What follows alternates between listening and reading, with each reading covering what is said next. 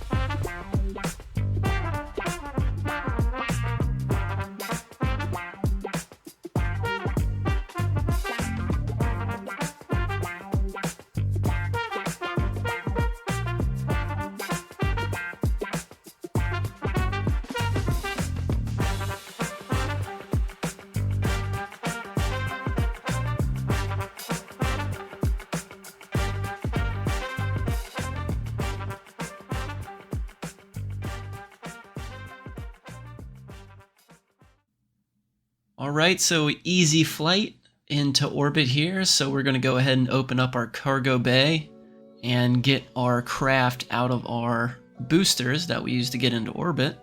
And we'll go ahead and work on our rendezvous with the space station, the KSS.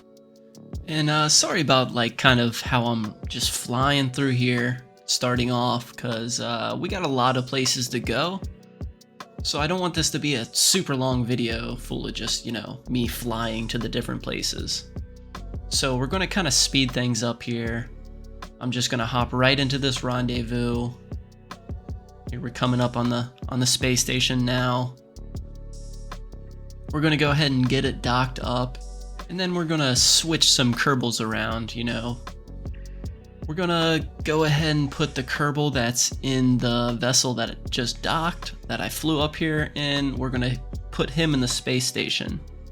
And then one of the Kerbals in the space station is going to hop into the vessel and fly out and continue the mission. Alright, so we're out here on EVA, and you get a nice view of the space station from here. It was a quick build. It was in the last video, so if you didn't catch that video, I definitely recommend you go back and watch that video. And if you didn't see any of the videos from the series, this is, as you can see, we're quite a few videos in at this point. So you got a nice little backlog you can go back and watch. Alright, so we're going to go ahead and get him loaded up, and then we can undock from our space station. And then once again, I'm just going to go right for it. We're going to just quickly zoom on out to Duna and then rendezvous with Duna's space station before we go down and rendezvous with the rest of the colony on Duna's surface. Alright, so I'll go ahead and start planning my maneuvers out here and then begin my burn to get out to Duna.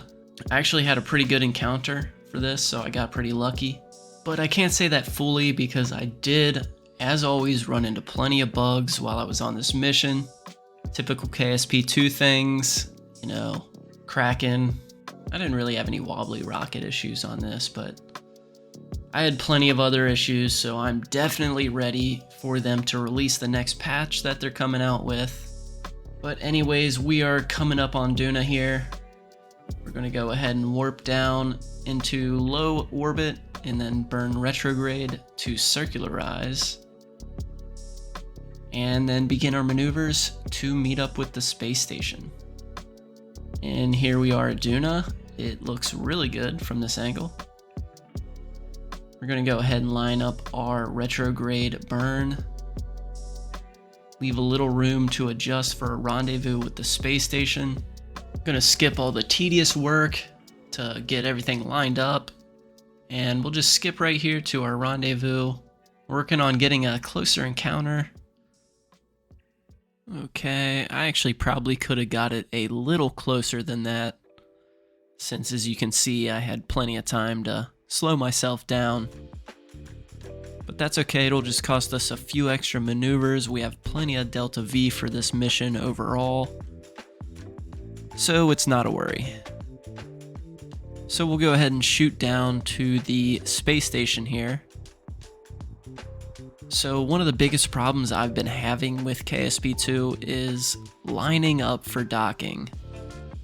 I don't know if it's something I'm doing wrong. I'm doing everything exactly how I would have done it in KSP1, but it's just not working out for me. It's something about it.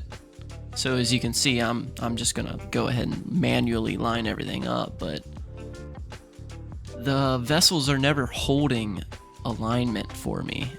Or not even that they're not holding it, they're never correctly aligned. They would be off a little bit. If you have two vessels that are pointed straight at each other, it can be a little better. But if you're trying to dock with a docking port that is on the side, like I just did, then it really doesn't line up. So I've been having a bunch of problems with that. The space plane was quite a pain to dock up. As you can see, it's still docked over there. But yeah, I'm really hoping in this new patch we get some better docking fixes. And I would really be quite a bit happy if we got that at minimum. I obviously would like more than that, but you know. But anyways, back to the mission. I'm going to transfer some Kerbals around again. Go on a little spacewalk out here and show off the space station. But yeah, I figure I'll just swap some Kerbals around. I'm sure they'd appreciate it. Sick of sitting in the same place for a long time, but hey, at the same time, Kerbals are very complacent and doing nothing for very long periods of time, so maybe they don't mind it. The one place we will not be visiting in this tour is going to be the Ike base that I built. As I stated in another video, this is actually completely rebuilt. I can't remember what exactly episode I had to rebuild on, but they released the patch and my save file didn't work. It was kind of expected, so not really a big surprise. But yeah, I had to rebuild everything. This is actually the second build of a lot of this colony that I did, and I cheated a little bit, and the Ike base, I didn't actually build the Ike base. So obviously the Ike base isn't going to be in this tour, but once again, if you haven't seen that video, I highly recommend going back and watching it.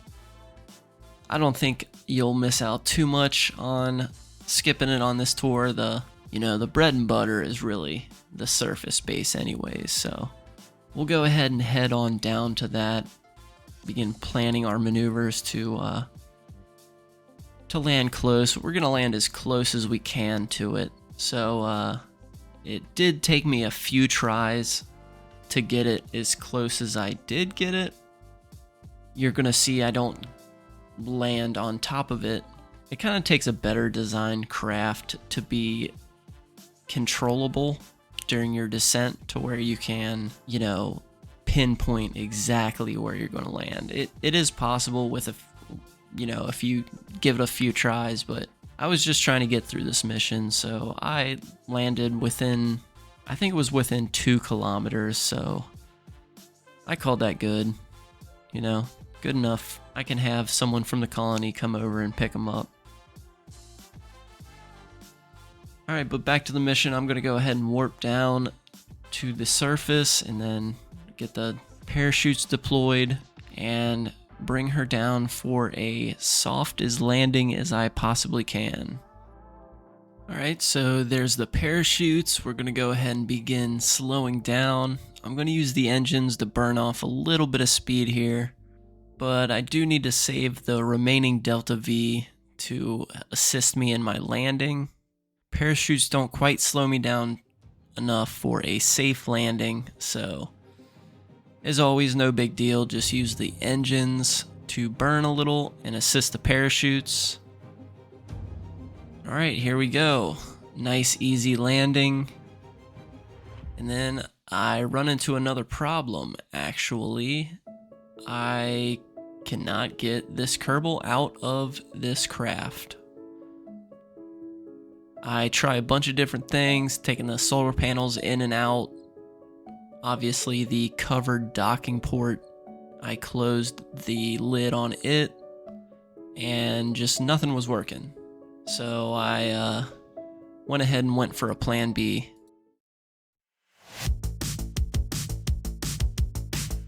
Alright, so this is the surface base, if you haven't seen the series before. And we got all our Kerbals here, so we're going to go ahead and have one of them hop over into this lander and fly over and pick up our stranded Kerbals over there and bail them out. So we'll go ahead and get this thing on its way over to him. It actually handles pretty well, so this was an easy flight. I'm not going to land right on top of him, just because I'm not going to sit here and waste a bunch of Delta V. This is my lander, and also my vessel that I use to get back into orbit from the surface here, so...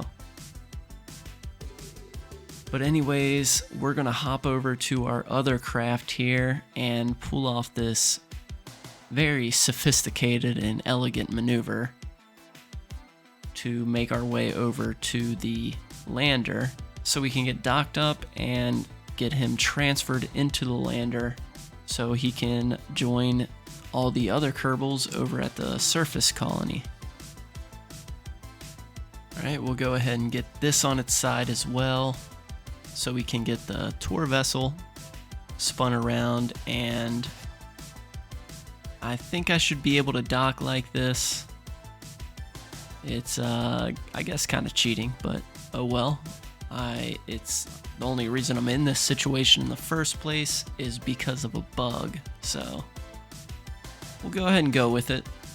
We designed these vessels extra sturdy just in case they need to pull off some maneuvers like this, so no harm done. Alright, now that our Kerbal is loaded into our lander, we'll go ahead and get it positioned upright, and then we can fly back over to the surface colony and meet back up with the rest of the Kerbals. Alright, so we'll go ahead and speed up the flight. Just gonna try to keep it nice and easy as we fly over.